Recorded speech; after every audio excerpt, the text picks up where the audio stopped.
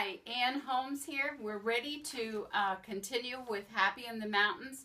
We've put most of the red background down. We've had an assortment of reds for the background of the berries and the leaves. And so what I wanted to do was find one fabric with lights and darks in it that would be a nice contrast for all the little stems. Tiny little stems.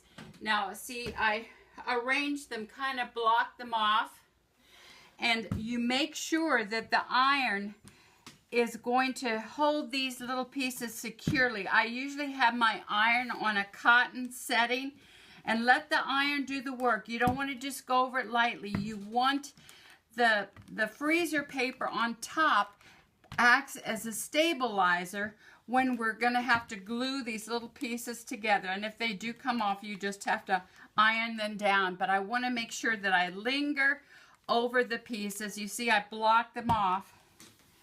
And then I've slipped my cutting board right under there. You don't want to iron on your cutting board. You'll melt it. And so I'm just going to whack or cut this off.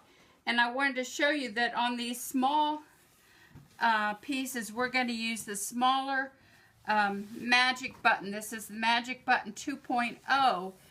I only use this smaller button for smaller pieces because it's easier to manipulate and turn into circles. And you can see see how I block this apart. I just, come down through here. You're leaving at least a ½ inch of a space between, and you can use your opposite hand to steer. These magic buttons will work for right-handed or left-handed people.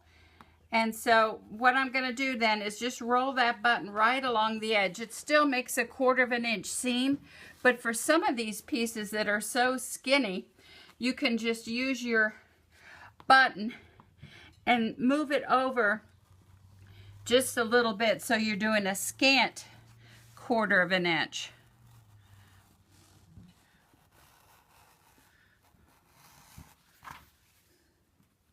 So I keep all of these together as I'm cutting them out. I just place them flat on a small little tray, or this is a small cutting mat.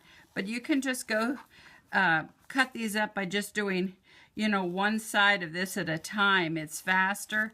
And then come back and do the second side.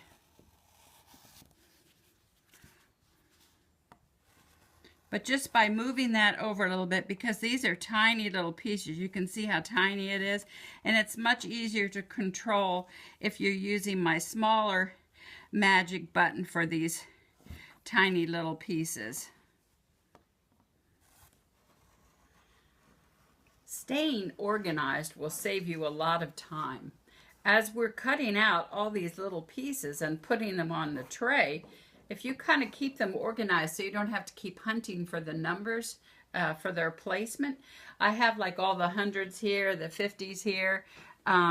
Anyway, it just saves a lot of time just by being organized. As you're cutting them out, just kind of organize them in your tray so you're not spending so much time hunting for the right piece. I don't always have a clear idea of what colors I'm going to use. I have a general idea. I knew I was going to use reds and greens and golds and the purple. So as I'm working, I just generally audition some fabric. So these were some of the background reds that I was using, and then I used this for the stems just by choosing one fabric that had lights and darks, and it's kind of like sunlight on the trees.